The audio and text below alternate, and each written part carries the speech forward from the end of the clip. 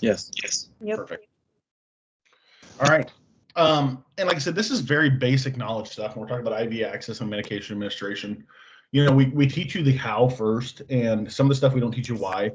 And especially when it comes to medications, you might know, yeah, this medication is going to speed up a heart.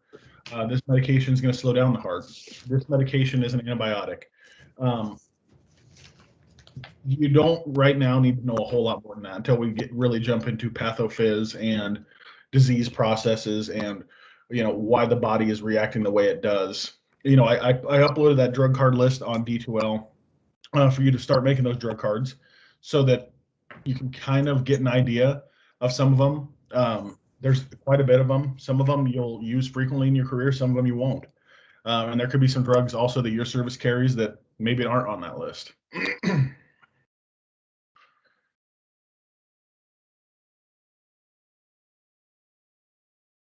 So to understand medication administration, we're really going to dive into pharmacology. And what pharmacology is essentially taking each one of these drugs that we deal with in EMS as paramedics and being able to break them down into a classification, into what their adult dosage is, what their pediatric dosage is, what the indications are, what the contraindications are, and kind of storing that in our memory bank for each drug that we give, and knowing that one of the big questions we should be asking patients prior to giving anything is, hey, do you have any allergies to anything?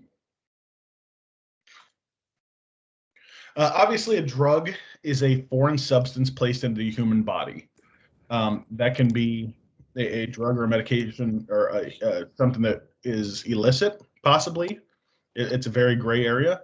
Medications are ones that are used for medical purposes, such as your class of narcotics that are prescribed for pain management. You do have a class 1, which could be non-medication or non-medical use pharmaceuticals that have no medical use at all, but they're still a narcotic. And then medication administration, knowing that our different routes and how the body reacts to those different routes will really determine, I guess, how quickly the medication is processed in the body. If we're giving something IM or we're giving something sub-Q, it's going to take a little bit longer than if we're giving it IV, because obviously we're going directly into the bloodstream as opposed to going into a muscle or subcutaneous tissue.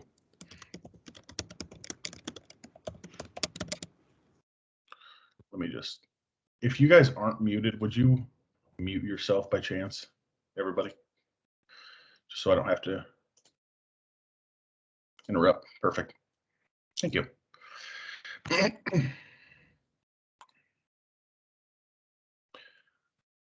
All right, so some of this stuff, and again, I know this is early on in your paramedic education, but a lot of this stuff you need to remember throughout this whole year, and especially when it comes time to taking the national registry, some of this stuff will be very important. And you'll think back to when you essentially went through this.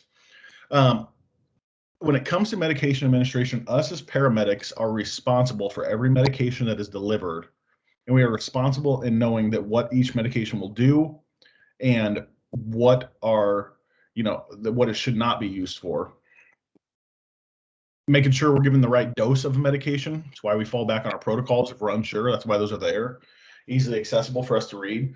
Or if need be, turning to medical control, so our online medical direction. Maybe we're calling into a hospital and, okay, this isn't working for the patient. I have this, but it's not my protocols. What do you think about that? And letting them be the judge of that. 6 rights. This is very important. If you're going to write anything down there in this slideshow, this is probably the most important one. So right person, make sure, obviously, we're giving the medication to the person that is needing it. It is the right medication to treat what is going on. It is the right dosage based either off weight for some medications such as fentanyl, or it is based off of how old the patient is. Is it a pediatric patient or is it an adult patient? Right time, know when we should give the drug. Right route. Are we giving it IM? We're giving it sub-Q? Are we giving it IV? What's in our protocols for that medication? And then documenting correctly how we gave that medication and making sure that's in your report, so that way we can have an effective CQI process. I kind of hit on this already. Obviously, our medical director is the one that gives us oversight. We, as paramedics, work under the physician license of a medical director. They're the ones that are responsible for any and all of our treatments, essentially, and dictate what we can and cannot do in the back of that ambulance. know your protocols inside and out for whatever service you're going to be running on. The drugs that we give you, especially in that drug card list, are very, I don't want to say basic because there are some in there. Like some services don't carry ketamine. Some services don't carry TXA. Some services might carry, Romazicon. There's a whole different, it's a whole different ballgame depending on where the service is located at, how far it is from a nearest hospital, what the average response time is. This could take a play into what medications are really carried, especially if you're maybe doing critical care transfers or something, or your service does. You might carry medications that are a little off the wall as opposed to a 911 service. It might be 10 minutes from the hospital. Standard precautions. I feel like we've heard this the whole year. Taking the same precautions for every single patient. It used to be, gloves and safety glasses possibly. Now it seems that it's really depending on your service and your medical director, whether we're using an N95 mask, whether we're using a gown, whether we're using a Tyvek suit, PAPR. Just make sure that you are using universal precautions for all your patients. So if you're going to wear gloves, you need to wear it for every single patient. Get in the habit, especially during your skills lab. If there's a box of gloves there, put them on. Just get in the habit of putting on gloves.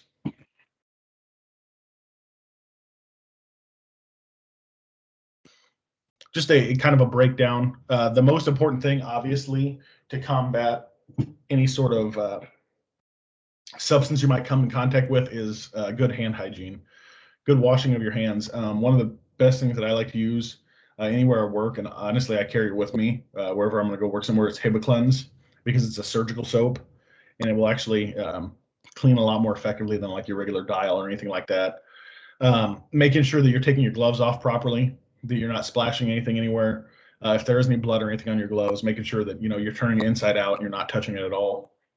Wearing the proper PPE for the patient. Is this a case of possible tuberculosis? Is this a patient, a case of potential COVID? Base it off of what's going on with the patient. Any of equipment that we use, know the difference for as far as equipment, whether we are going to disinfect it or whether we are going to get rid of it. A lot of equipment is now disposable to where we used to clean with bleach and water, which you still can depending on what you get, what your service has. But a lot of stuff is starting to go disposable just for purpose of decontamination and ease. The big one I'm gonna hit on here is needles and sharps. Everybody does it, and I'm one of those guys. I do it too, but do as I say, not as I do. Where you go to start an IV on a patient, and maybe you miss it, you withdraw the needle and you set it down next to you because you're reaching to grab another one, or you check a blood glucose and you leave the lancet out. Those are all things, especially as a paramedic, that we shouldn't be doing. And during your clinical and during your field time, they very well could get on you if you do that. Right after you're done with the sharps, you need to go right into the sharps container, and making sure that you're doing effectively. Don't try to recap needles. If you do have to for some reason, use one hand, put the cap on a flat surface, and try to guide the needle back into the cap, so that way you're not at a risk for stabbing yourself.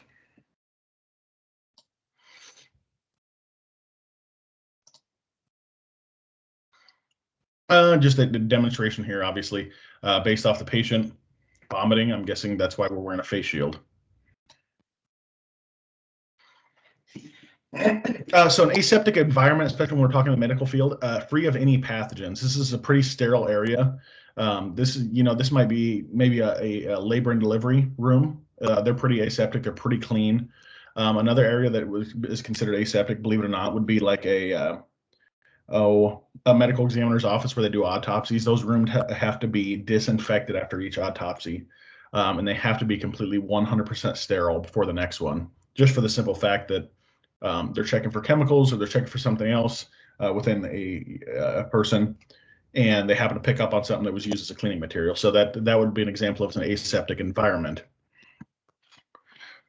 Disinfectants, obviously toxic to living tissue. Be careful what we're using as a disinfectant when we're cleaning whatever we are. If we need to wear gloves, make sure you're wearing gloves. I'm famous for using bleach on everything, and the problem is I have like spots all over my clothes because I use bleach on everything. Antiseptics, we're pretty familiar with this, not toxic to living tissue. This is used more as a cleansing. You could technically consider an alcohol swab, I guess, as an antiseptic. Treat all blood and body fluids as potentially infectious because you don't know what somebody truly has. And for the simple fact that they might not even know what they truly have. And I'm not saying any patient, that might, let's say a patient's HIV positive or something like that, that doesn't mean that you're at risk of contracting HIV. That was a big common misconception for a while. Just make sure that you're wearing all precautions because, again, you don't know what body fluids you might come in contact with. I had a scare probably 3 years ago. I was splashed with blood in my eyes, and I had to get tested at 3 months, 6 months, and then a year just to verify that I did not contract anything from this patient.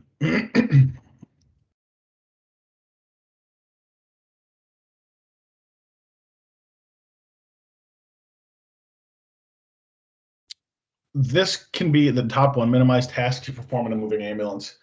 I don't think I've ever been in an ambulance that rode like a Cadillac. I get it. Newer ambulances ride a lot better. They're still not the most comfortable thing I've ever ridden in. Be careful, be mindful of what you're doing. I went to start an IV before and the driver slammed on the brakes. And I had to, with all my power, try to stop this needle from entering a person's arm accidentally. Just be cognizant of what's going on. And if you have a sharp sound, be cognizant of what's around you and what potentially could be harmful to the patient or yourself. If you didn't document it, it didn't happen, especially when we're talking medication delivery. It needs to be documented perfectly as when you gave it. Also with the right dosage, with the, if there were any complications, that needs to be said as well.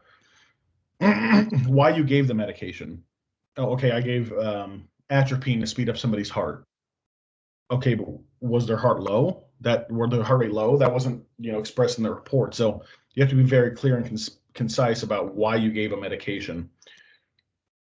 If I put it in as a procedure in a report, so under our I don't care what we use, ESO, image trend, whatever our reporting software is. If you put a medication in as a procedure, you still need to put it in your narrative, just like you would anything else, really. And then what the response was to the medication: positive, negative, or unchanged.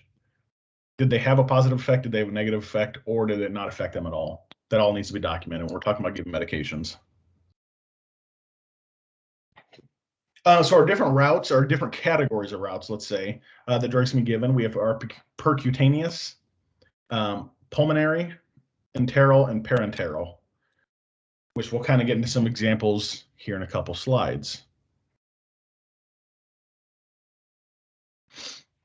So percutaneous, applied to and absorbed through skin or mucous membranes. What would be a good example of a percutaneous medication then?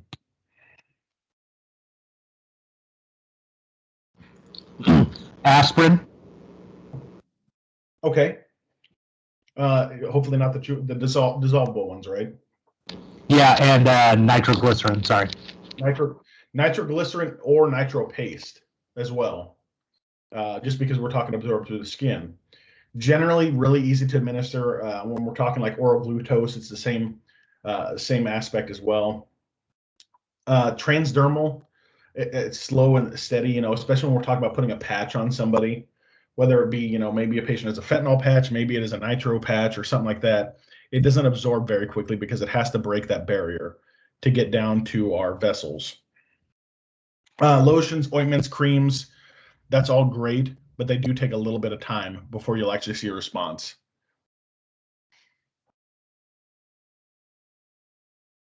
Biggest thing, clean and dry patient's skin at the administration site. You don't know where a patient was, especially if it's somebody that think about somebody that fell in their yard or something like that. You might not think, and this doesn't just apply with a topical cream or ointment or something like that. You might not think that the patient has a dirty arm or something like that until you wipe it with an alcohol swab and you see the amount of dirt that comes off on the swab. Now imagine you were starting an IV at that site. You've now pushed that stuff into essentially the patient's body. And then leave medication in place for a required time. What I will also come with that and say is give the medication the way it's meant to be given. And I don't mean IV, I don't mean IM, I don't mean sub-Q.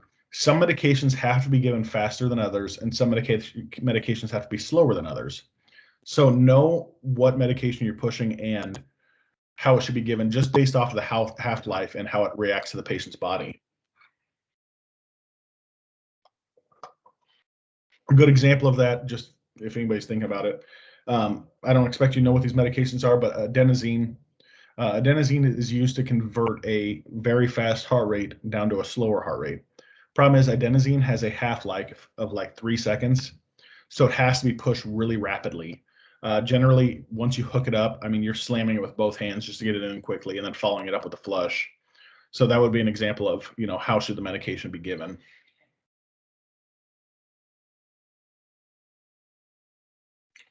Mucous membranes, tongue, cheek, eye, nose, and ear. Believe it or not, any medication such as glucose or um, aspirin is a good example. It's a dissolvable one, or even nitro if we're going to spray it under the tongue, or maybe it's a tablet under the tongue. Those actually absorb quite quickly because your mucous membranes under the tongue or in the cheek actually draw in any sort of nutrients or any sort of medication rather quickly. Eye is another good site, absorb really quickly. Nose can take a little bit longer, not necessarily a whole lot of time, but when you think of like Narcan, or if anybody's ever seen somebody giving fentanyl intranasally for pain management, it takes a little bit longer time, and you have to give a lot stronger dose, just because a lot of it gets wasted. Either the patient's not inhaling at the right time, or when they start to get something sprayed up their nose, they start to cough and half the medication spewed out. And then ears. As paramedics, we shouldn't really be giving anything or putting anything in somebody's ear. We're not a doctor with our little scopes looking in people's ears. So I can't think of a medication that we would give through the ear.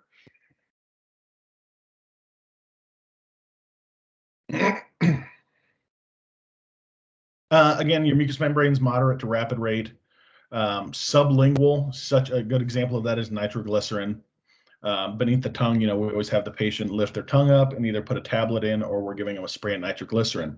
Just make sure that if we're talking about sprays of nitroglycerin, that we're actually clearing the pump before we administer to the patient, just because it can get clogged. Kind of like, you grab a bottle of Windex, it's been under your counter, and you have to prime it a couple times by squeezing it. Same concept with that nitro bottle. So just give it a couple puffs in the air to make sure that it's good and ready to go.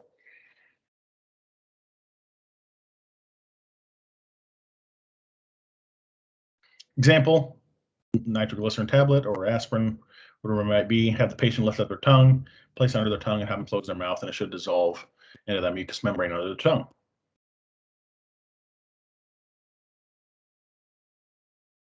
Confirm your 6 rights with your patient.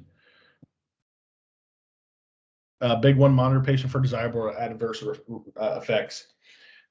At least 5 minutes after you give a medication, you should be reassessing your patient. Maybe you're giving a pain medication, you want to reassess their pain level, you want to reassess their vital signs to see if there are any rapid changes in their vital signs. Just because a medication such as nitroglycerin can drop blood pressure by making their blood vessels larger.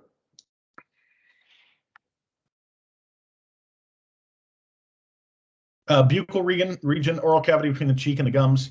Another good example, I say oral glucose often. It's rapidly absorbed in that area if put it in between the cheek and the tongue, or cheek and the gum, sorry. You have those patients that are responsive, but they're kind of slurring down. I understand you tell them to chew this whole tube of oral glucose. You can actually put a little bit in between their cheek and their gum. And it might help them come around a little bit. I know I've done that on a couple patients, and it worked quite well.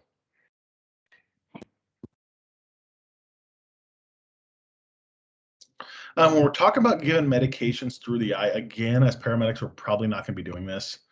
But if you've ever been to the optometrist before, or eye doctor, you'll actually see some of these words written down on a prescription, possibly, or on your little discharge sheet or treatment sheet, whatever they want to call it. OD referring to the right eye, OS referring to the left eye, and then OU is both your right and your left eye. So, especially if you get a prescription for sunglasses or glasses, you'll see those pretty often because your one eye might be different than the other. So you might see OD and then a number, and then OS and a number.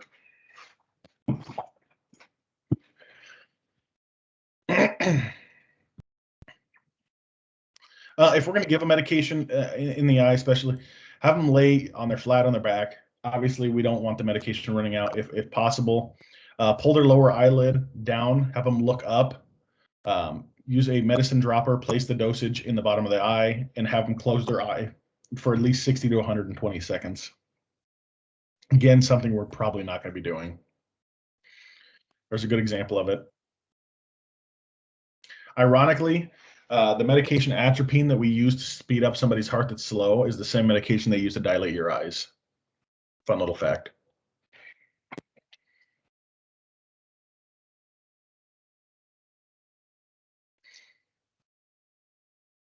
All right, who as an EMT or advanced EMT, whatever you might be, who often uses a MAD device, or has given Narcan through a MAD device, or especially if you're an advanced EMT, has given something else through a MAD device? Usually Narcan. Okay. How do you administer through a MAD device? Like, I mean, yeah, if you push it slow, you're going to get kind of a geyser out the end of it. Well, what's the proper way to get that atomization effect? Quickly. Yeah, you've really got to grab it and do it quickly so you can actually get the those little atomization, those little droplets, as opposed to a steady stream that's coming out the end of the MAD device. And that's something that we'll demonstrate and that we'll get to do during our skills labs. Have them tilt their head backwards if possible. Obviously, if their head's tilted forward, whatever you're giving them is going to run right out of their nose. Have them, if possible, breathe in through their nose when you're doing this. I get it's going to be uncomfortable. It's almost like a nasal spray for allergies, but if they're in that much pain or whatever it might be, it shouldn't be a problem for them to bear with us for just a couple minutes.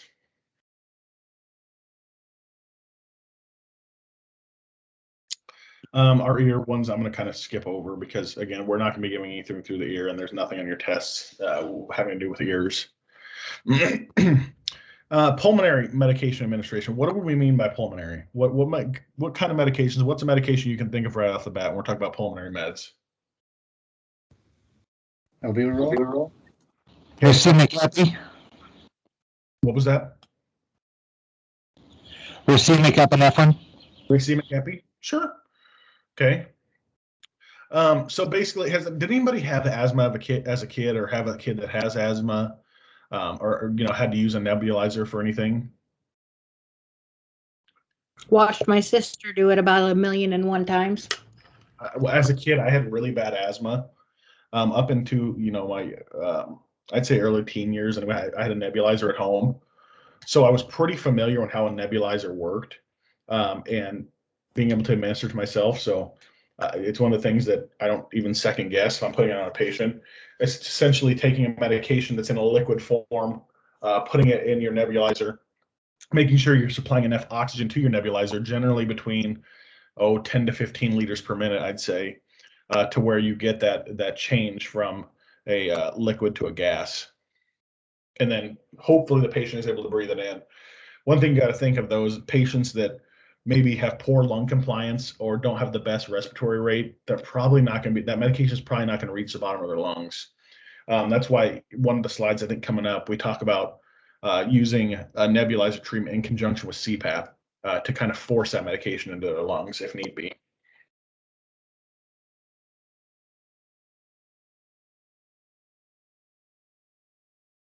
Two different options as far as nebulizers. You have a simple mask you can put on the patient with a nebulizer. It's probably the easiest one. Doesn't really require any effort. Or you have what I call the peace pipe, which is the one they kind of hold the canister, and it has that long corrugated pipe that comes off the end of it, and they have to actually breathe in through their mouth, in and out through their mouth to be able to get the effect of that medication, as opposed to a mask where they can breathe nose or mouth, whatever is more comfortable for them, and they'll still get a good reaction from that medication.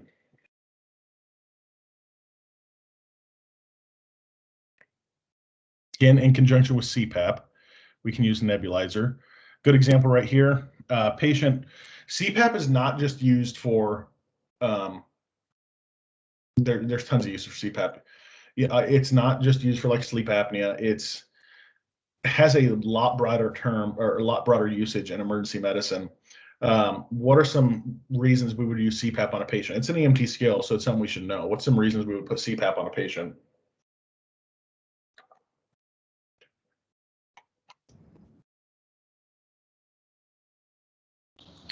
Obstructive pulmonary disorders. Okay, so some kind of COPD, right?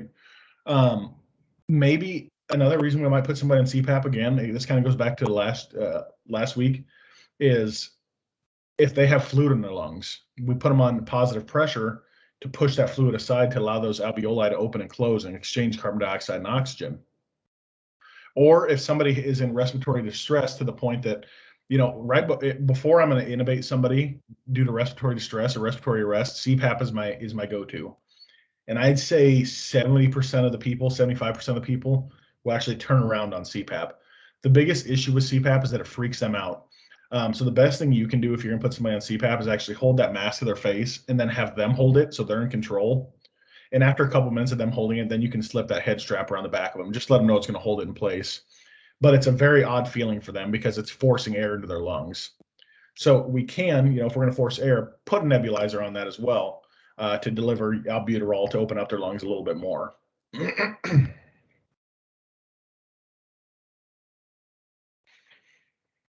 Something we'll commonly see with patients is a meter dose inhaler. I can't tell you how many patients that we transport that have COPD that use an inhaler, and that's one of the things I ask. Hey, do you have your inhaler handy? Do you want to, take a puff of that before we start moving you? I'll use their inhaler as much as I can. Or if they have a neb treatment at home before we start going to the hospital, we'll put them on a neb treatment. They've got all the stuff there. Let's do it. And they know exactly when they need it. A lot of times what you'll see is maybe a patient that is in financial constraints or something like that, maybe didn't refill their prescription, and they're unable to get that inhaler that they need or unable to get the albuterol for their nebulizer. They know what they need, and the only way they can get it is by calling 911.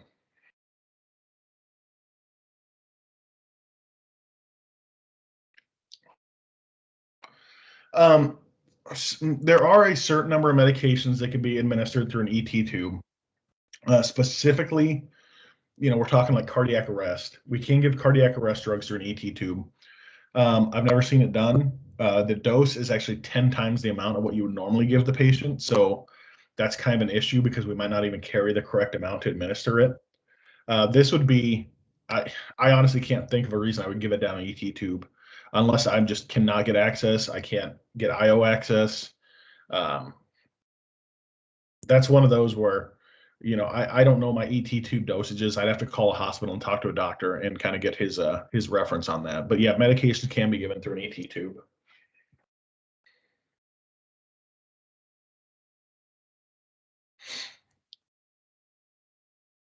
Enteral are pretty common medications. This might be like an enteric coated medication that we want to dissolve in the digestive system, in the gastrointestinal tract. So generally anything that's oral, any maybe suppository is also going to be an enteral medication because it's again digesting in the intestinal tract. This is probably the one that's most common that you'll see in like long-term care facilities. They usually put pills or whatever it is in a little souffle cup is what they're called for them to take their medication. Or they will end up getting some sort of suppository or something like that because it doesn't take a lot of time to do and doesn't really require a whole lot of equipment or training.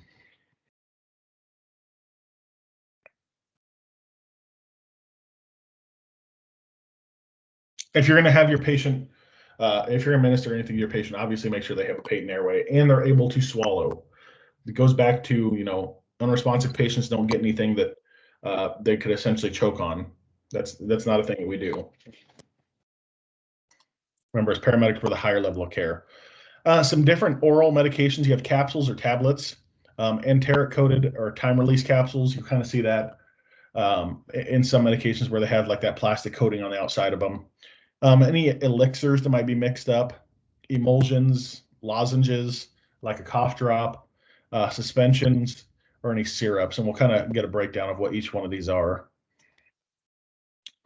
And then how are they administered? Like I said, pills are generally administered through a souffle cup. You do have like a medicine cup, which is generally your plastic ones. Souffle cup are paper. The medicine cup are plastic, just so syrup doesn't seep through them. You do have medicine droppers for like your younger populations. A teaspoon, oral syringes. You can also use a regular syringe as well. Or if the child is young enough, essentially give it through like you would a bottle.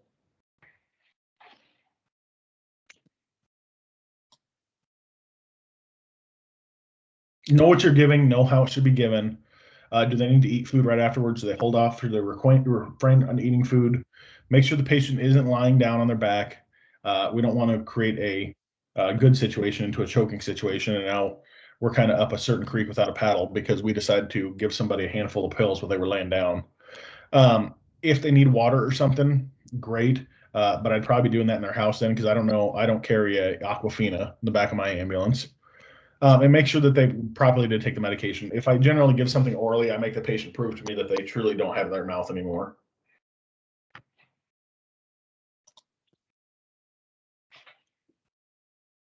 G tubes, you guys get to see a lot of G tubes during your clinical time.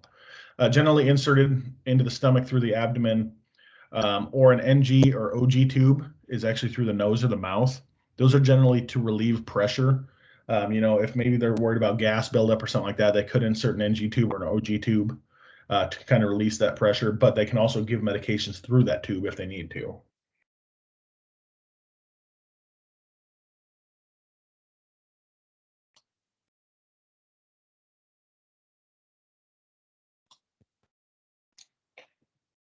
This used to actually be in our scope of practice. We actually had to do these during a clinical time. You guys don't have to do that anymore. I believe you just have to observe some for your competencies. Just pictures of them inserting an NG tube. Once it's fully in, you can see how they flush medication down into it. A lot of times they'll actually put pills in there or whatever it is and let them dissolve, and then go ahead and administer it through the tube. I've been told by patients, I've never had one of these in, I've been told it's one of the most uncomfortable feelings you've ever felt because you can feel stuff running down into your stomach and you have no control over it.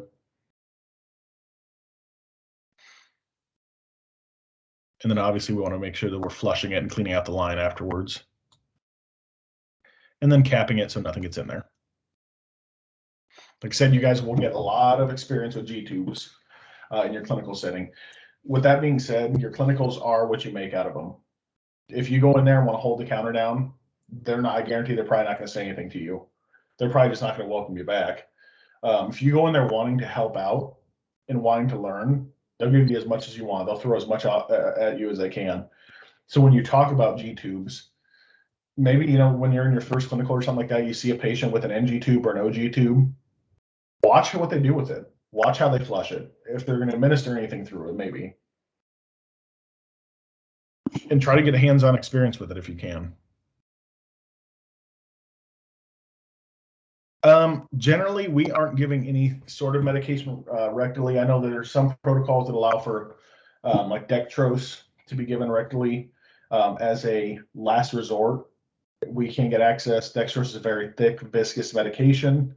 It actually absorbs in the intestinal tract really well. It's just considered a kind of a taboo procedure. We want to try to get access if need be. On kids, it might be a different story because it's, we might not be able to get an IV on them, and we're trying to push a medications very thick through a small vein.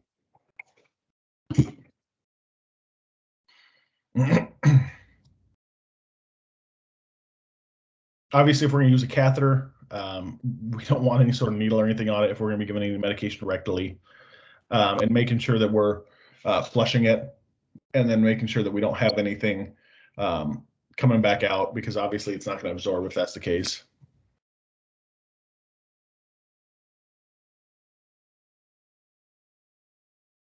Suppositories and medications given rectally. Enemas, liquid bolus of medication injected. A lot of times you'll see that for constipation. Patients that maybe have a slight bowel obstruction or are severely constipated, they might give them an enema to try and flush them out. Some contraindications to giving any sort of rectal medication, or as you see there, any sort of diarrhea, rectal bleeding, hemorrhoids, or severe irritation. I don't know about you guys. I don't look for giving medications rectally. Honestly, it's not the first thing. It wouldn't even come to my mind if I needed to. Somebody would probably tell me that, and I'd kind of just stare at them like, hey, I didn't sign up for this. I don't remember this being in my contract. But medications can be given that way. Just make sure that those contraindications do not exist.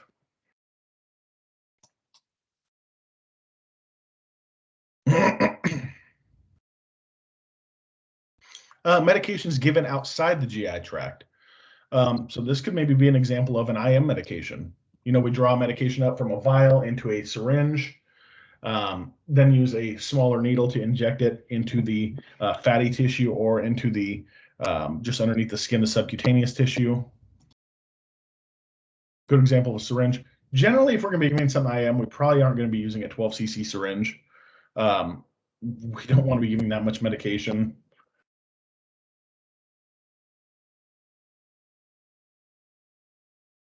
Good examples of things that are given, parenteral. So when we talk about glass ampules, you'll see like epinephrine 1-to-1 for allergic reactions generally comes in a glass ampule. I personally hate ampules because every time I have to break one, I cut myself on them.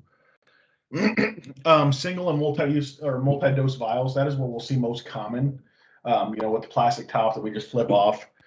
There are some medications that come in larger vials that are multi-dose that you can reuse over and over again. Not non-constituted medications. A good example of that is Solumedrol. If you guys have ever seen that in a drug box, it has an orange top to it. It's in a powder form, and you have to actually mix saline with it to actually make the medication. So a lot of them will come with a plunger that you push down with your finger to introduce the saline to the powder form. Nebulizer vials, that's what albuterol is going to come in if we give it in a neb treatment. Pre-filled syringes, a good example of that. Epinephrine 1-to-10 comes in a pre-filled syringe, as well as dextrose, atropine, lidocaine. Those are all pre-filled syringes where we don't have to draw anything up. And then IV fluids such as normal saline. The correct term for it is 0.9% sodium chloride, or lactated ringers.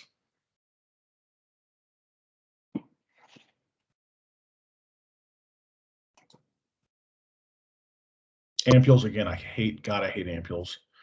We're going to watch little diagrams here. So here's a good example of an epinephrine 1-to-1000 ampule. And this is something we're going to do in skills lab. So you want to make sure that you get all the medication out of the top, out of this area up here, and down to the bottom. So a lot of times you can actually just grab by the top and swing it clockwise, and that'll actually drain it kind of like a toilet bowl. Using a 2x2, they do have self-etched right here. It already has an etching onto it, so they generally are supposed to be easy to break. It's not always the case. Instead of just a 2x2 that's unwrapped, a lot of times I'll use an alcohol swab that is wrapped still. It gives me an extra layer of protection should this glass break in my hand. Pop the top off. Now, what's our concern with drawing up this medication? You need to use a filtered needle. Absolutely. We need to use a filtered needle, just for the simple fact that we could be drawing up tiny shards of glass and then introducing that to the patient. So we do want to be using a filtered needle to drop this medication, or any medication that we are going to be, that comes in an ampule. Here's our filtered needle. Don't put the top of the needle above the liquid because then you're sucking in air. So leave it as close to the bottom as you can.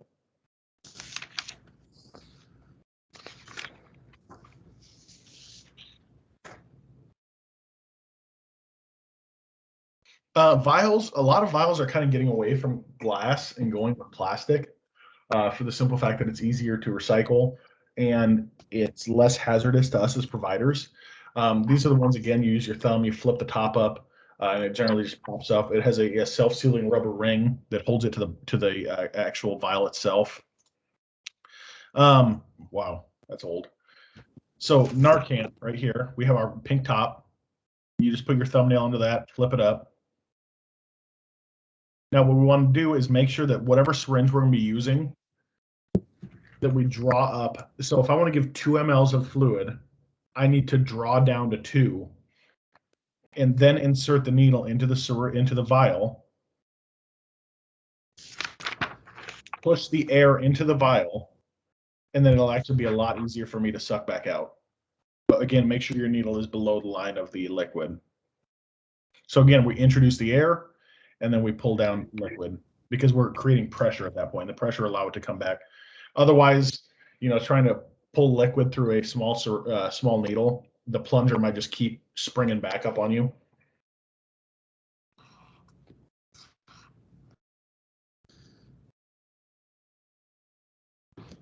Big thing with vials is make sure, again, that the date is correct. Make sure it's not expired. Any medication we're giving, making sure we're cleaning the top prior to giving it. That's going to be big in the ERs. If they see you drop a medication without cleaning the top of the vial, that's a big no-no. So as soon as we pop that top, we're cleaning with an alcohol swab, letting it dry off, and then introducing our syringe to drop the medication.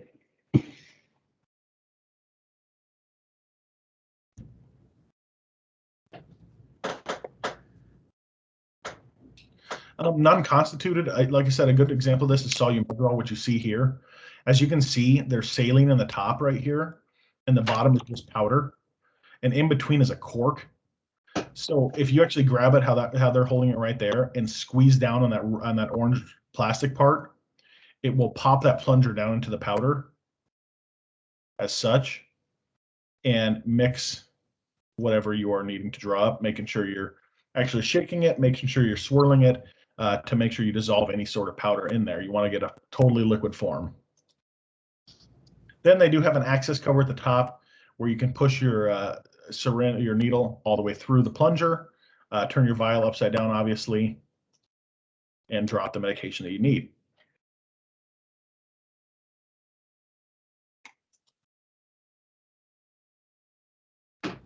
I always thought this was the coolest thing before starting paramedic school was getting to flick a needle to get the air out of it. It's really not that common. It's not as common as you'd think. Generally, if you just push up on the plunger, you're going to expel maybe some liquid. That's why generally, if I'm gonna administer a drug, I drop just a hair more so that I can expel it out, so that I don't have any air in that syringe.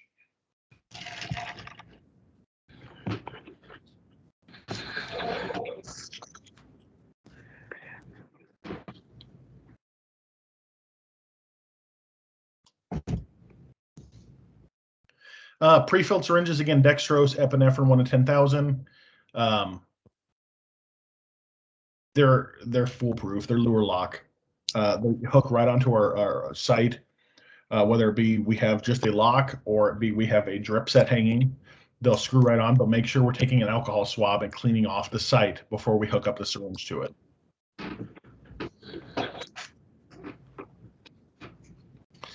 Our parenteral routes, examples of those: intradermal, sub-Q or subcutaneous, intramuscular injections, IV access, and intraosseous infusion.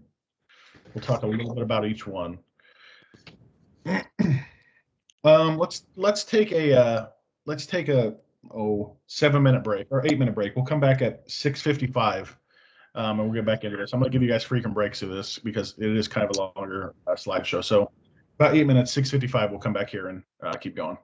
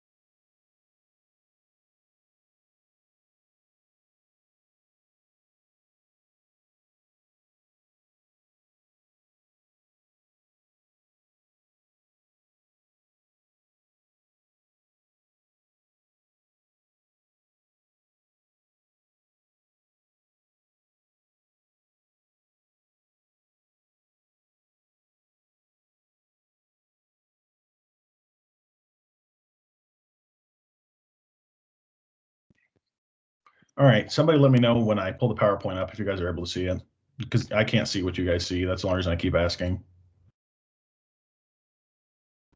It's back up. Perfect. I see it. Perfect. So jumping into our parenteral routes, again, anything that isn't used in the GI tract. So IV, IO, sub-Q, IM, intradermal. Does anybody know an example of an intradermal injection that we could potentially see? Tuberculosis? Are you talking like the test? Yeah, like the test, because they have to stick it under the skin and it bubbles and And we're essentially just going underneath the skin right there to essentially see if that's going to dissolve. We're just going under the dermis layer of the skin. Let me see if I can pull up. You'll actually see the angle here in these pictures. It's almost like a 45, maybe a little bit less, maybe like a 35-degree angle, because again, we're just trying to get through the couple top layers of skin. Right here, here we go, right into the dermis. So we're just breaking that epidermis, getting to that dermis before we're administering a medication. So that's where you'll see like that TV test in actually 10 to 15 degree angle. There you go. That's where we'll see that, that little bubble is essentially of our skin because the liquid underneath, and they're looking to see if that liquid is going to dissolve when we're doing our TB test. You can kind of see if we're going to do a sub-Q injection into our subcutaneous tissue here, our angle is going to have to be a lot steeper. So there we're at a 45-degree angle. And then obviously if we're going into a muscle, we're straight up and down at a 90-degree angle. Making sure that, especially if you're going to give an intradermal, I know the couple times I've gotten a TB test, make sure the skin is pulled tight because otherwise you're fighting against the person's skin. It also depends on what type of skin the person has. Is it very tough? Is it really soft? That really all plays a role in essentially the pressure that we have to put on this to get it in the correct placement.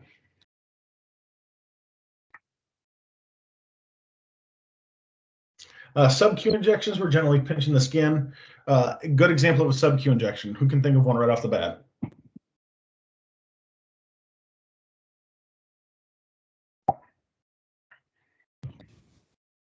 Flu shot. Okay. Insulin as well. You think we have to, generally it's given in the stomach area. We pinch the skin up, give insulin through that route. Again, we're at about a 45-degree angle when we're giving a sub-Q injection. There's our epinephrine. We're cleaning the site, administering at our 45. Monitoring the patient for any unneeded side effects. Most common, this is done in the deltoid or in the stomach. Generally, we don't give it anywhere besides that.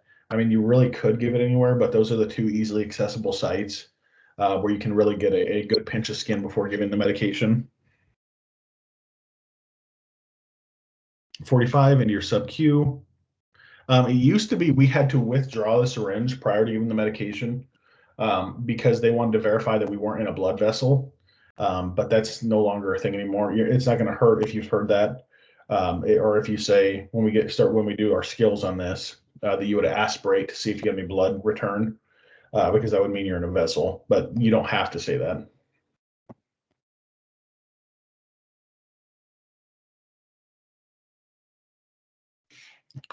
You'll see this often after medication is given, general rubbing or massaging the site. They'll generally massage in a circular clockwise motion to try to get it to absorb a little bit faster after they administer it. IM injections, EpiPen is a good example. Generally the sites that we're going to be dealing with, your deltoid. Generally, we're probably not going to be giving one somebody's butt cheek. I'll be honest. The front of the thigh, the anterior thigh area, possibly, especially if we're giving epinephrine. But generally, it's going to be in that deltoid area. 90-degree angle, because again, we're shooting for the muscle, making sure that we're not hitting bone.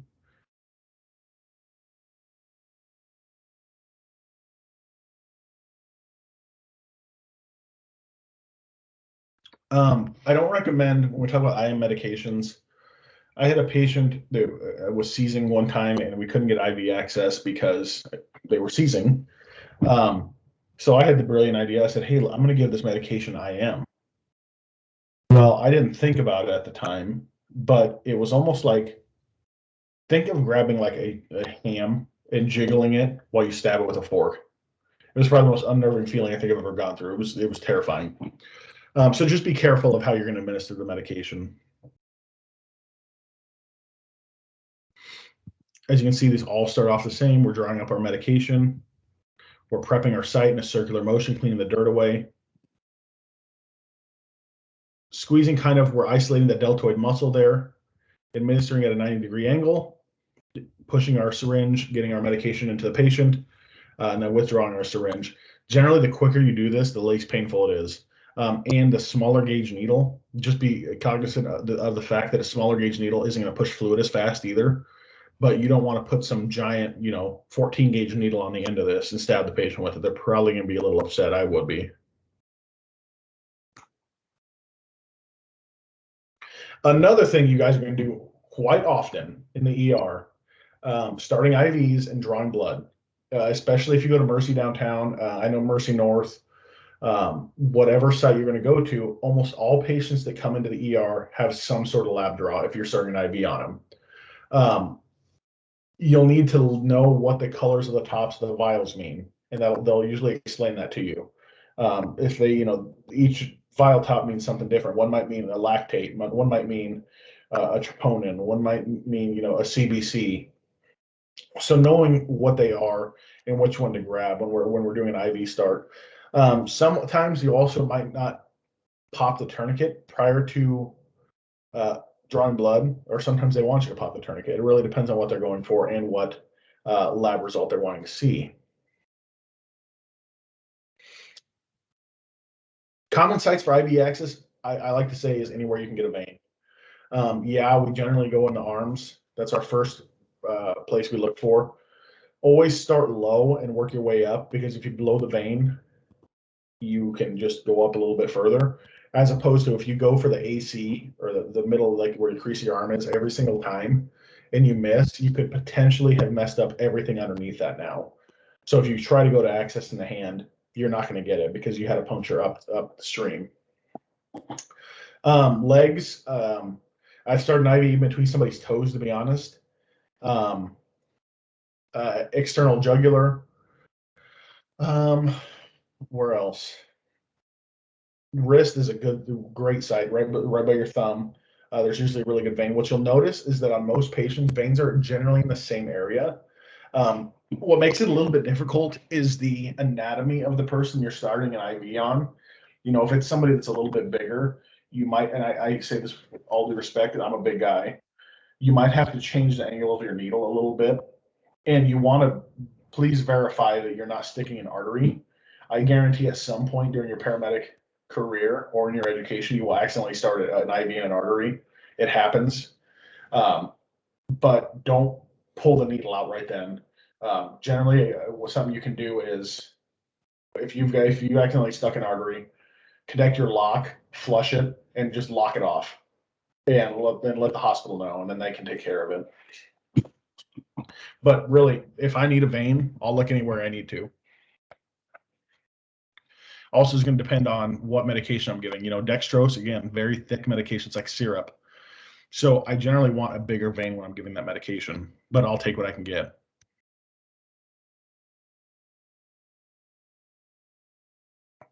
Things we aren't going to do, we're not getting central line access, such as an internal jugular, subclavian, or femoral arteries. That's generally what you'll see in the ER, and that's one of the skills that you have to obtain, is observing a central line being placed, or a PICC line.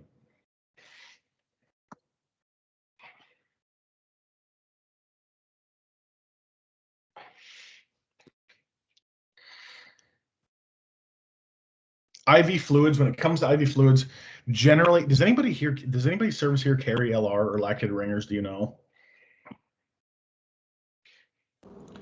I did in military service. Do what? Sorry, you're muffled. We carried it in military service. Oh, sure. Do you know what your indications were for LR over like normal saline? We use it as a volumizer, so anytime someone was showing symptoms of hypovolemia. Okay. And LR is usually it's given a lot of times, especially if you have patients that are septic or that maybe have burns or something like that, because it actually can assist with fighting infection. LR and saline, I'll tell you right off the bat, aren't blood. You know, especially in trauma situations where we're looking at giving massive amounts of saline, you have to be very cautious because if you give too much, you can actually blow a clot out. That's where we talk about permissive hypotension. Saline's great for temporary volume replacement, but it's not going to replace blood. And further down, when we talk a little bit more further in your education, we'll kind of talk about how saline is still kind of acidic. So it can actually hurt our vessels if we give too much of it. But generally, it's pretty safe for our normal everyday use for what we're using it for.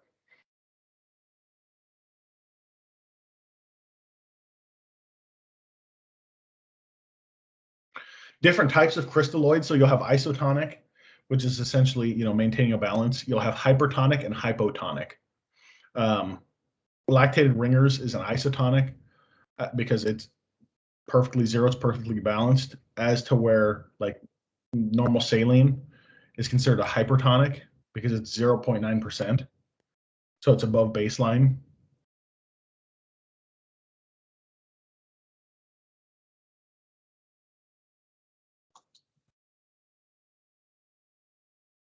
Oh, I lied. I thought saline wasn't a hypertonic. It is an isotonic as well.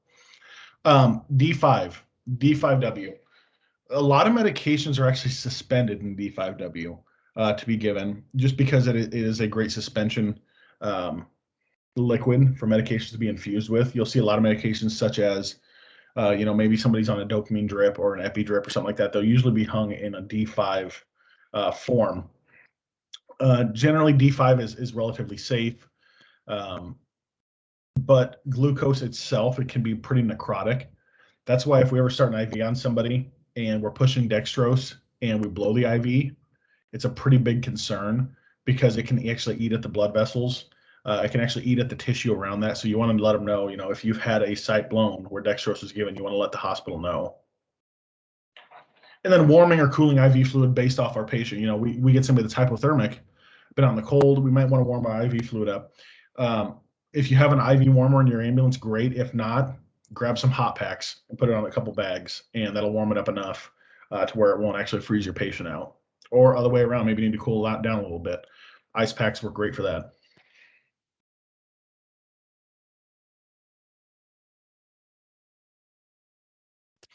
I kind of said this already. Blood, most desirable fluid for replacement is whole blood. You'll see this in some critical care transports. Otherwise, you're going to see it flight and in hospital are going to carry blood for the possibly those trauma situations where, you know, the patient's blood is either is diminishing or it's so thinned out that we have to give whole red blood cells. Otherwise, we can't exchange carbon dioxide and oxygen if we don't have blood. Because remember, hemoglobin carries oxygen. Well, if we don't have the hemoglobin, we're not really exchanging. So that's a good example of a patient that you might see with a low O2 sat just based off of volume loss. IV fluids used to come in glass vials, believe it or not. They're generally now all in plastic, have a date on them, tell you what it is. They all open the same way. They generally have a tab on the bottom that we can insert a drip set through. Some of them will have a medication administration port. What that means is they actually have a port where you can put a syringe through the bag and inject a medication into it. Say you're, you know, making a drip or something like that. That's what the site you would use. You generally wouldn't just stab your bag and hope that the medication mix. That's not how it works. There's an actual port to administer medication into the bag. We all know what a drip set is, connecting our IV bags to the patient's IV catheter. Micro drips is a 60 drop set, and then macro drips are generally 10 to 15 drop sets. So micro drips, meaning the drops are smaller, so there's a lot more of them. And if you look at those IV, I challenge you next time you look at a drip set, whether at your service or something like that, pick it up and look at it. It will say 60 GTTS/ml. That means that is a micro drip set for one, and 60 drops equals 1 ml. Now, if you look at a macro drip, it might say 10 GTTS/ml. That means 10 drops of that equal 1 ml, so a lot larger drop. And when we start getting to medication math and figuring out drip rates, which we'll do relatively quickly here, you guys, hopefully we can get you a better understanding of that. So micro is generally your 60 drop set. Macro, being larger drops, is usually your 10 to 15 drop set.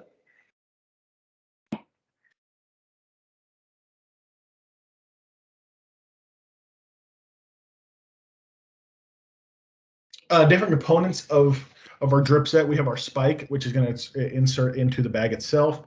Our drip chamber that we want to fill up about halfway to kind of get a Venturi effect going to where we can get fluid coming down. A drop former, so that little needle. So if you've got a micro drip set, that needle's going to be a lot smaller. Macro drip, the needle's going to be a lot larger. The tubing itself, a clamp to shut it off once we've bled it. We can also, if we don't have a clamp, your clamp and your flow regulator might be in one. Those roller clamp style, that's your clamp and your regulator together. Your medication injection ports, maybe they're lure locks, which a lot of them are anymore. And then some do have a part where you can actually just insert a needle into it and administer medication instead of having to lure lock it.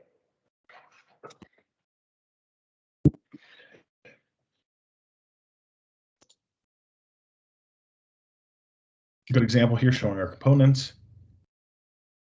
So micro drip versus macro drip, there by your bags. Our tubing comes down. We have our flow regulator, which is usually a roller clamp. Port for administering drugs if we need to, which then connects to your IV catheter.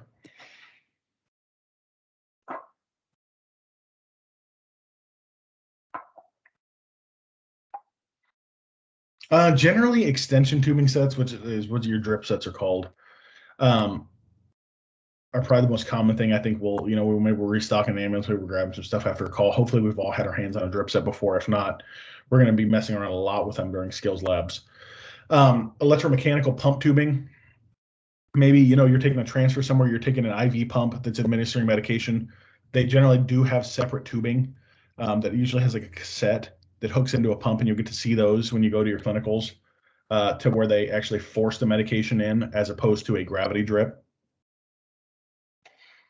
And then a measured volume and administration set. So say I want a patient to receive 200 mLs over 60 minutes, I can actually set that and go. So after 60 minutes, I know that no more than 200 will have been administered.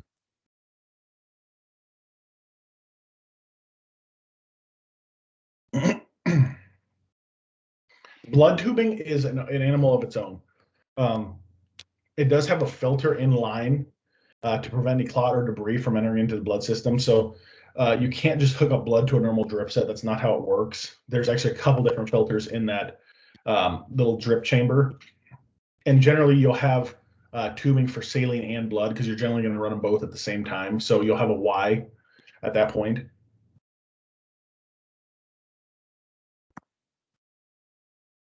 And as paramedics, we can, with the scope of practice change now, you can monitor blood. So inline fluid heaters, not something I've ever seen. Your intravenous catheter is actually the plastic little part that goes into the patient's skin. That's one of the things when patients freak out and say they don't like needles. I generally will always just kind of pull that off the end of the needle. I don't care if I have to grab another one and just show them it's plastic. It kind of gives them a sense of relief. What I don't tell them is that there is a needle. It just I don't show them that part. Make sure that if you're going to start an IV, you don't flick that plastic part off your needle or pull it too far off and pull it back on, because you could actually puncture the catheter itself. So make sure that if you're going to check it, just spin it side to side to make sure that it's loose and ready to be advanced into a vein.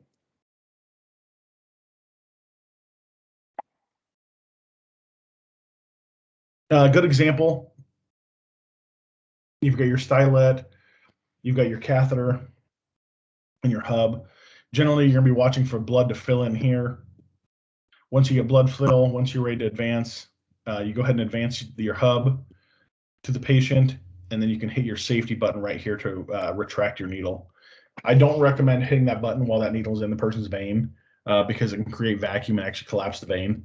So make sure it's all the way out before you hit the safety release.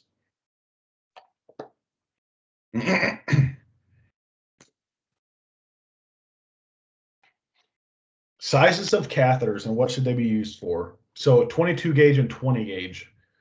22 gauge is generally for, like it says, fragile veins. You can use this on kids. You can use it on our geriatric population. Works great for that. 20 gauge is pretty, I'd say pretty standard. We use on our run-of-the-mill patients. 20 gauge will flow fluid pretty good if we need it to. 18, 16, and 14 gauge are what's considered large bore. And that's for massive fluid replacement. Or, if we need to administer a medication such as dextrose, they're going to flow a lot better through a larger gauge needle. What they call a venous constricting band is your tourniquet, your rubber tourniquet. What I will tell you is when we get to the hands-on portion of this, when you go to start an IV, as soon as you get flash, so as soon as you get blood showing in that little hub, I would pop your tourniquet then. The reason for it is because that opens the vein back up and makes it a lot easier for you to advance that catheter in.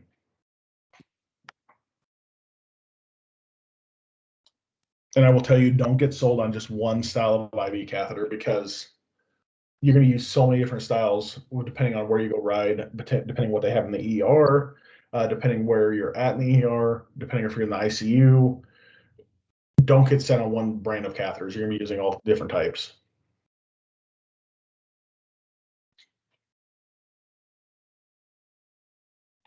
All right, so example, we tie our tourniquet. We obviously have found a vein.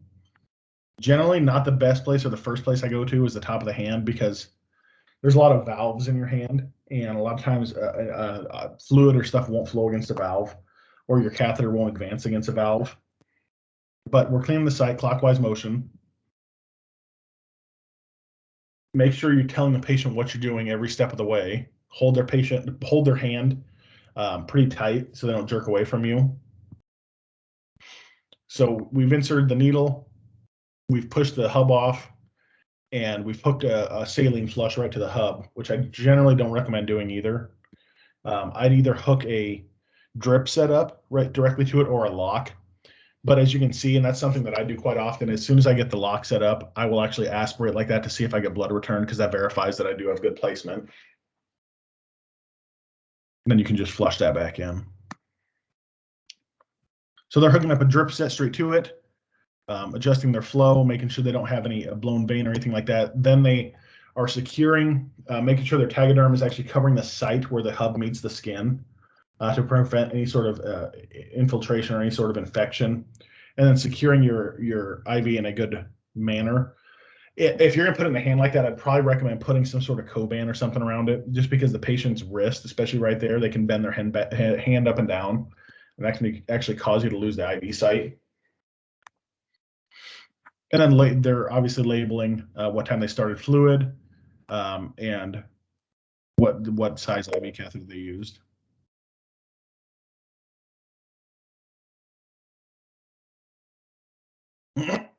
Has anybody ever seen an EJ done before? I just saw one the other day. It looks barbaric, doesn't it? It was the scariest thing ever because she was like watching out of the corner of her eye while they were doing it. Yep. I think I've done maybe 2 in my career, and I was terrified each time. So with your EJ, you're looking for your external jugular. You generally want the patient in a supine position, and you want to tilt their head to a 45-degree angle, either side, because you're looking for that vein that you can see right there bulging on the side of his neck. He just happens to have a great vein and not a whole lot of neck fat, but you're going to treat it just like you would normally a normal vein. It is massive, and you shouldn't have any trouble if you can feel it and palpate it. You shouldn't have any trouble getting access on it. But you want to make sure you keep their head at a 45 because that gives you access to the vein. See, we're cleaning it off. As you'll notice with veins, when you clean them off with alcohol or something like that, they're more prominent to pop. And I don't mean like blow. I mean, they'll show a lot easier.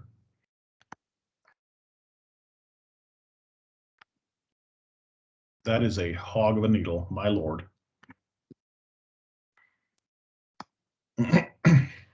Got good flow. The 2 times that I've done an EJ, one was for an overdose. We had no other means of getting access, and the other one was for a diabetic that we couldn't get access on either, and they were not happy either time. Personally, me as a patient, if you told me you were starting IV in my neck, I'd be terrified. But it is an option.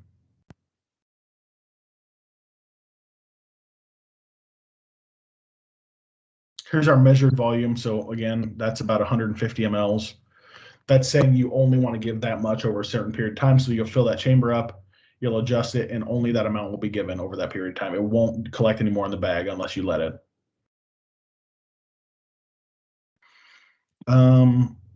We're going to do this as a skill, so I'm not too worried about showing you pictures of it.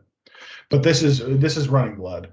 You're hooking up a separate IV tubing to blood, that has the inline filters, and you're going to piggyback normal saline onto it. As you can see there, we've got a couple different inline filters. We've got a Y site where our saline and our blood are coming together and actually being infused into the patient.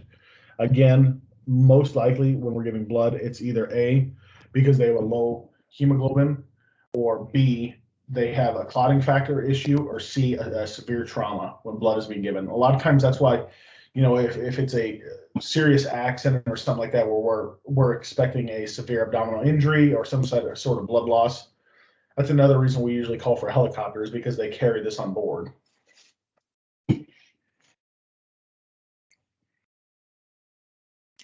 Factors that affect our flow rate as far as IV goes, if you don't have your tourniquet taken off, that's obviously going to affect it. Any sort of edema at the puncture site, so any sort of swelling, is obviously going to compress the vein. Valves, biggest thing for me, honestly, is I'll be like, why is this not working? And it's because I usually have it clamped off and I wasn't paying attention. Making sure that your IV bag is held up to a height to where it won't have any problems draining saline or anything out. And making sure you have a drip chamber that's at least halfway full. I wouldn't say completely full, because you want to still see the flow rate. I'd say about halfway full is pretty good. And then to verify that, if you hook them up to a drip set, another way you can verify is by watching that drip chamber. If you have good flow, that generally means you're in a vein.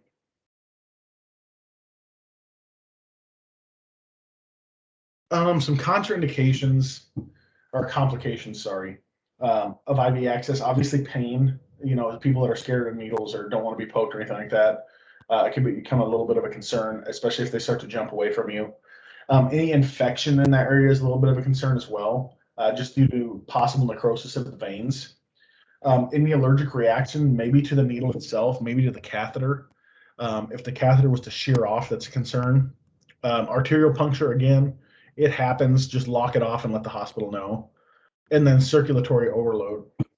I remember during my clinical time, a patient came in it was a trauma alert. I'm sitting there as a paramedic student shaking during a trauma alert because I don't know what I'm supposed to do.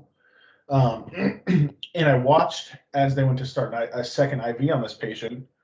And as soon as they got access, the blood wasn't really blood. It was like pink. And it was because they had flooded this person so much with saline that it thinned their blood out. To the point, literally, it was pink in color, and it was it was like the consistency of water.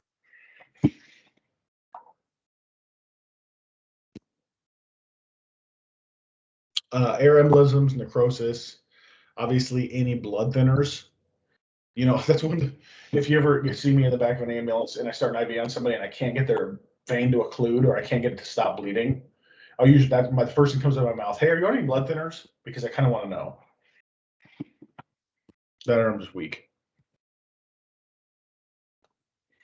If you have to change an IV bag, you can use the same drip set if you need to.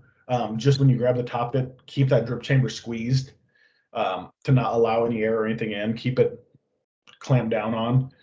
And then that way, when you hook to the new one, you shouldn't have any issues, but you might need to bleed it again. You might need to disconnect it from the IV and bleed the air out of it again if need be.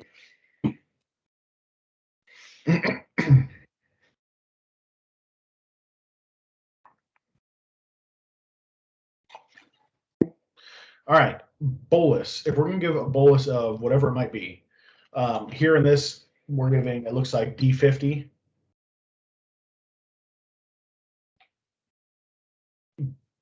Again, D50 is a very thick medication.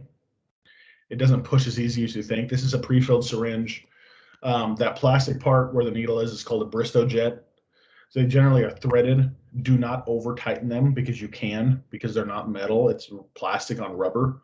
So you can actually strip the threads off that, and then you're kind of, again, SOL. So it'll go in there, you'll thread it in and check. We're obviously checking the label, making sure it's the right medication, make sure it's the right date. And if you can see this right here, where's my mouse? This blue rubber stopper here, that's where you're going to push down to. So if this rubber stopper comes down to here, then that means I have 20 mLs left, or I've given 20. Obviously, here is not a needleless site. This is not a lure lock. This is one where you actually have to put a needle through the site. Pinching off the tubing, so they're not actually clamping it off. They're administering the medication. Once it's done, they will then open that site back up and allow the fluid to flush the medication in. And then monitoring for any adverse, positive, or unchanged reactions.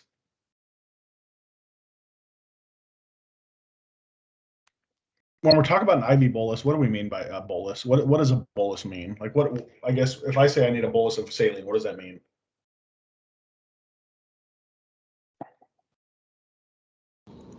Just a certain amount of straight saline given all at one time. Given all at one time is a key word there.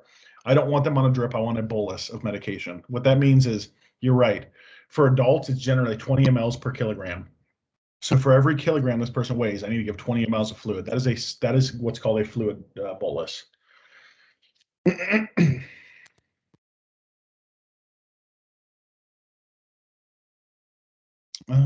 Let's see here. What are we doing? Oh, administering medication to a bag. So a bag of saline, there's our medication site. How he's cleaning it off, it's just a rubber stopper.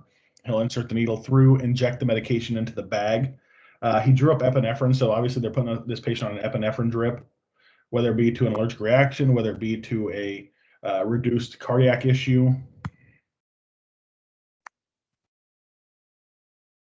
And we're going to get into drug calcs and everything during skills lab. So don't look into that too much right now because we're going to spend a lot of time over drug calcs. Trust me.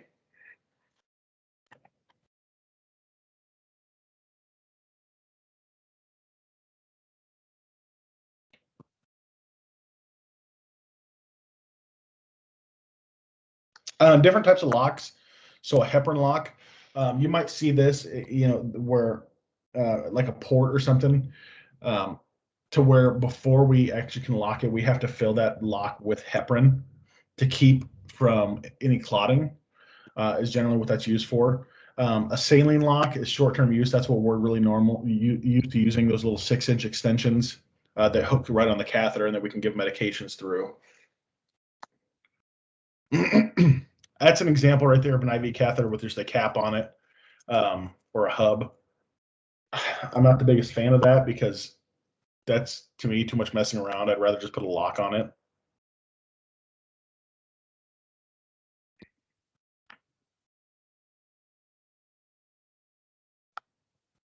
Obviously, IV catheters are only good in a vein for so long. Over an extended period of time, they might end up having a port installed or a PICC line. Again, just for fear of infection. We don't want to cause any more issues with this patient, so we'll generally look at placing something a little more long-term. We won't, but the hospital will. So generally, our peripheral IV catheters are what we're going to be doing.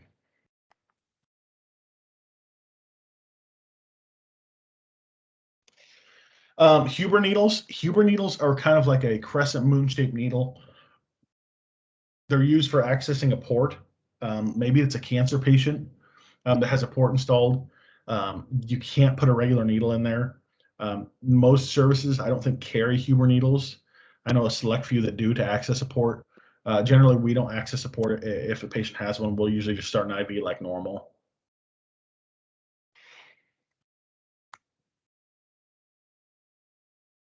Good example of a pump that is actually administering essentially a bolus of fluid. It's got the larger syringe on the top there. I believe that's what 30, 50 ml syringe, something of the sort, that is slowly being pushed over a period of time. You will see in the ER, not ultrasound guided, but you'll see like a vein light or a Veni light, whatever you want to call it, that'll actually guide them in starting an IV on a patient that might be a little bit difficult. You really won't see ultrasound. That's not something we really spend a whole lot of time doing. You'll more than likely see that vein light, and it's pretty dang neat to watch to be able to start an IV with. And again, it just kind of goes over the skin. You can actually see the vessels, and then watch the needle as it penetrates.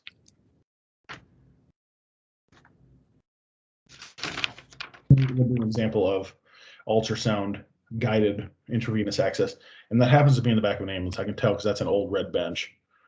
I don't know any service that carries that. I don't know why you would carry that, to be honest.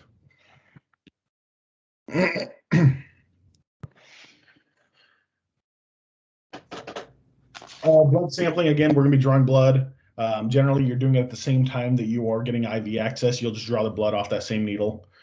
Or maybe they don't want an IV and you're just doing a blood draw on a patient. That's fine. Generally, once you start the IV, there's what's called a vacutainer. The vacutainer will then go on the hub of the IV catheter, and that's where you will insert the vials to, and it will automatically fill them up with blood. Just make sure when you're unhooking that vacutainer that you don't pull that IV catheter out.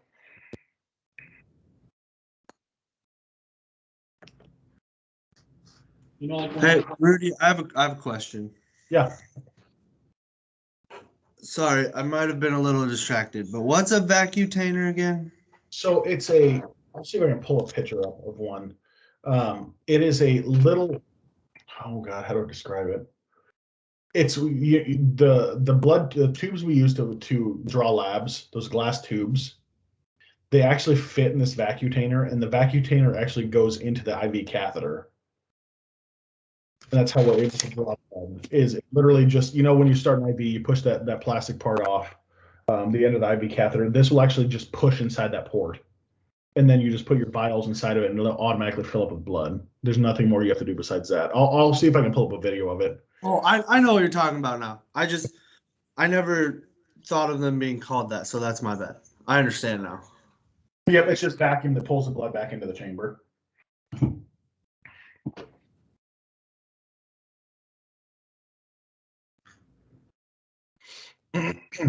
Fill all tubes, especially when we're drawing blood completely. You will get a thorough walkthrough when you guys go to the ER for the first time on how to draw blood.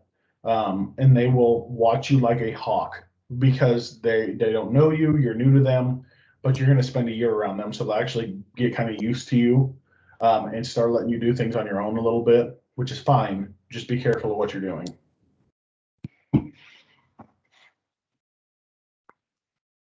For me, it was a little difficult, I'll be honest. I have a hint of colorblindness.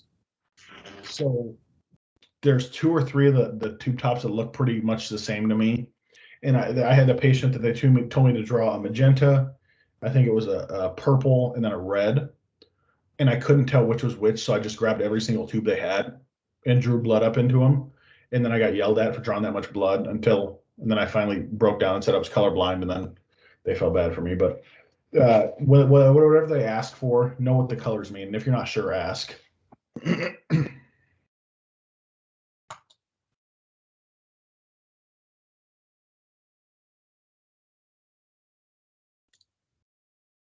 Removing an IV is really simple. Make sure you get all your tape and stuff off first. Put a 2x2 over the site, and then you're essentially just going to pull it out and hold that 2x2 and hold pressure down until the bleeding has pretty much subsided. Then you can tape it in place. Make it one swift motion. Don't go slow. It's a very odd feeling to have that pulled out. IO infusion. So we're going to have to put, access into a bone. Generally, it's a tibia tuberosity.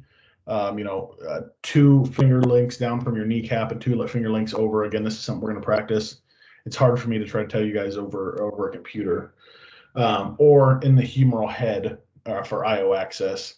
IO access is great because it's pretty much fail-proof, but flowing medications through an IO is not the best, especially, I've tried to flow D50 through an IO, and I was literally standing there for 10 to 15 minutes pushing this syringe with both hands because it took that much pressure to get it to go into the IO. That's why generally we'll hook them up to a pressure bag to infuse whatever we're trying to infuse.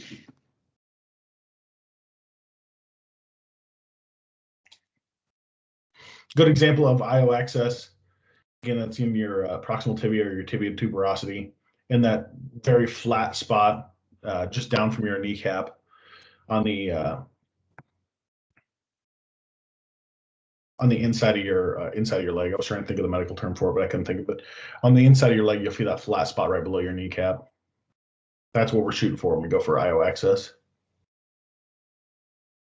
You can sometimes, if you aspirate, you might see bone marrow. It'll look like little white clouds essentially coming in the water, but not all the time will you see that. So easy way to tell is just to flush it and see if you have any swollen areas around the site.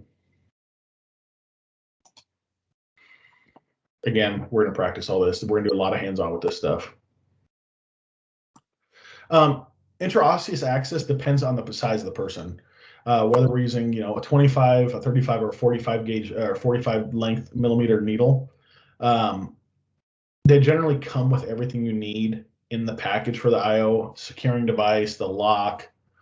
You just have to supply the flushes. IOs are not cheap.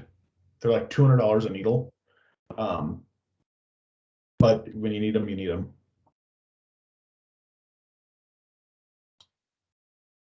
These are the old IOs. They were called Jamsheeties. We actually had to manually turn them in instead of a drill that we're used to now. You had to mark your site with this and actually grind it into the bone before you could actually remove the needle.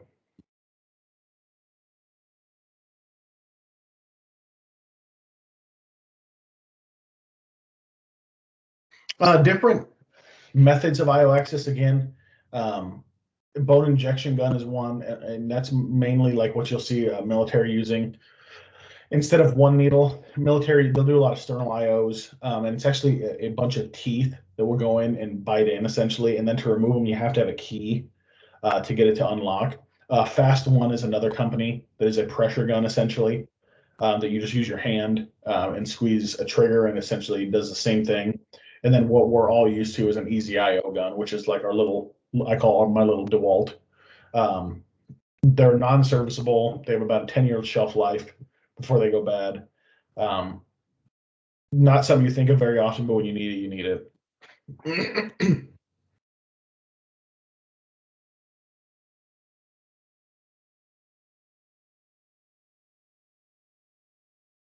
This is all stuff I'll show you guys in Skills Lab. If any of you have a tackle box like that for your medications, you need to talk to your service into upgrading. My God. On an infant, IOs are actually pretty common, believe it or not, to get access because we might not be able to get access easy on them. As you can see what she's doing, she's palpating for that flat spot. On infants, it's really easy, a lot easier to find. So we go one finger width down, one finger width over to the inside of the leg, and you'll find that flat spot. Adults, it's 2 down, 2 over. Obviously cleaned our site using the old school Jamsheety. Aspirating, we do have a little bit of blood return there, it looks like. Hooking up our lock. Securing it. They use just gauze and some tape to secure it, which is fine. IOs come with securing devices. I can tell you the IOs that I've done, I don't think I've ever put a securing device on. Now, don't do that. Again, do as I say, not as I do. But once they're in there, they're in there. They're very hard to get out.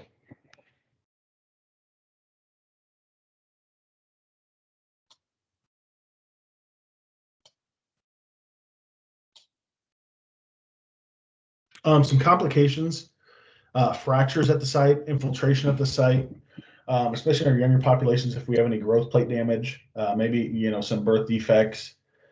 Complete insertion, if you don't get a complete insertion, you can actually not be in the right site. an embolism, some sort of infection. Burns is another one. And then obviously any sort of bleeding disorder can be a concern as well. Otherwise, IOs are generally pretty safe, and they're actually not as painful as you'd think. What's painful is when you start flushing fluid. Osteoporosis is a contraindication. Fractures at that site is a contraindication. Any sort of bone disease is really a contraindication. Or if you have IV access, you should probably be using that instead of an IO. I went to start an IO on a patient one time that was a double amputee. And I didn't know that till I lifted up the blanket and was just standing there shocked, like, oh my God, what do I do now? And then it took us some thinking to figure out where to go from there. All right, we're gonna take let's take a 10-minute break this time. So 7:51. So get up, stretch your legs. We'll come back here and finish this. So about 10 minutes.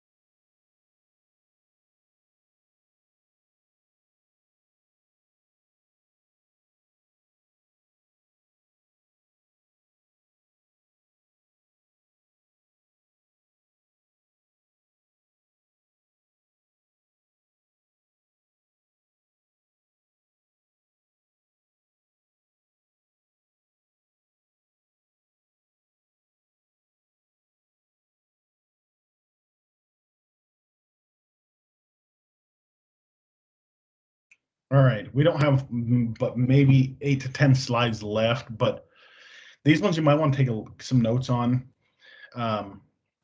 just for conversion wise.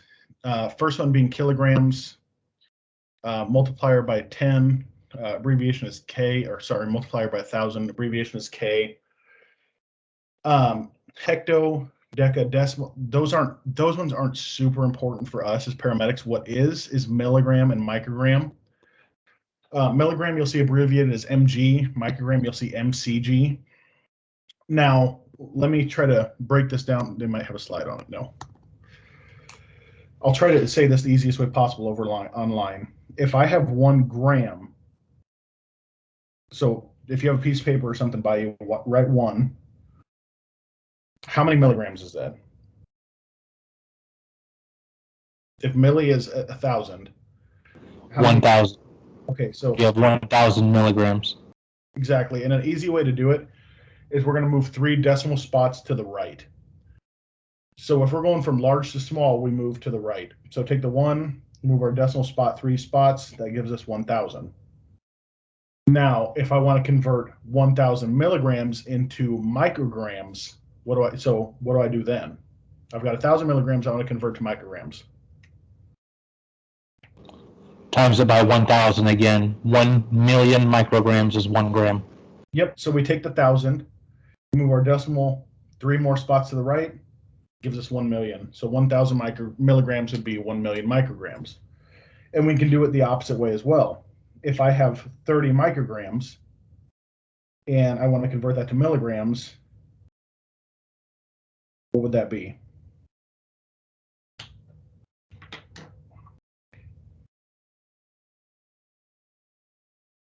You're looking at 0.03.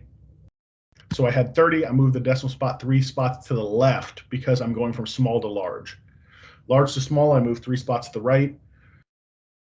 Small to large, 3 spots to the left. And it'll be a lot easier than Skills Lab when I show you guys that, because we'll be doing a lot of practice with medication math. But I just kind of wanted to get your feet wet. A lot of what we do is in the metric system. You know, when we're talking about milligrams, micrograms, grams, milliquels, units, all these are different measurements of medications that we can give, and we kind of need to be familiar with all of them. You know, I know that if I'm going to give, 400,000 micrograms, that converts to 400 milligrams. So just knowing that how to do those on the fly, you know, I get in the field we'll be using a calculator and everything, and we can use a calculator, but for means of knowing your manual math, it's really not that hard, and I'm somebody that sucks at math.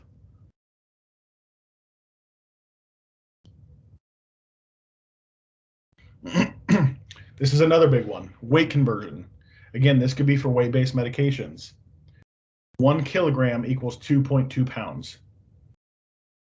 So if I have somebody that's 220 pounds, how many kilograms is that? Divide by 2.2.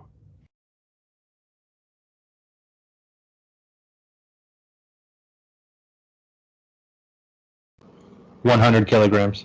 100 kilograms.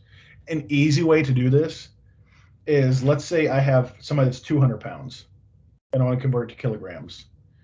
I take 200 and I divide it by 2. That leaves me with 100 pounds. And then I subtract 10% of 100. So 10% of 100 is 10. So that leaves me with 90. So 90 kilograms equals 200 pounds. That's the easy way that I do it, is I divide in half and subtract by 10%. Divide by 2 and subtract 10%, sorry. You can get away with just dividing in half, but your math will never be on, and God forbid the day that you have to give a medication and then have to go to court for that, and they want you to justify why you gave the medication that you did. And you say, well, they weighed 250 pounds, I thought, so that's 125 kilos. No, it's not. That's 112 and a half kilos.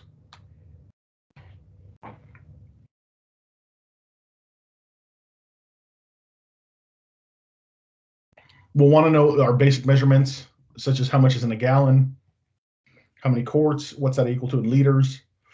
breaking down the quarts to liters, ounces to milliliters, cups to milliliters, tablespoons to milliliters. This isn't a whole lot we're going to use in the field, but just kind of getting our head wrapped around the thought that we might have to do some conversions on the fly, especially when we're talking about medication math.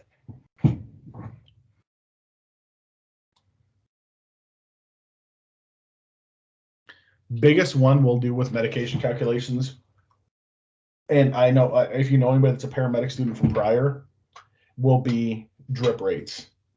If you guys have ever heard of dopamine infusions, I will run you guys through the ringer on dopamine because you have to convert.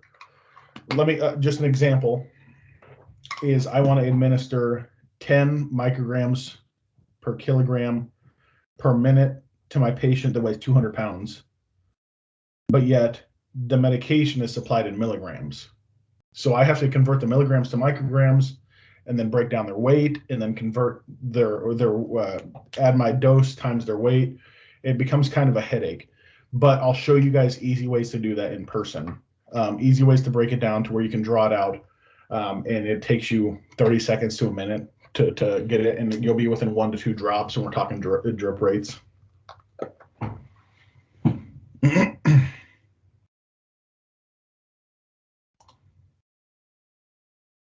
All right, we're going to fly through the summary here.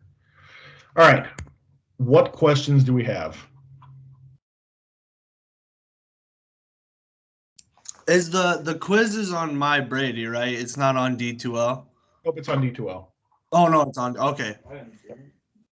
And I haven't figured out if so next week we have a, I believe we're supposed to start pharmacology next week. But I haven't figured out if maybe instead of starting on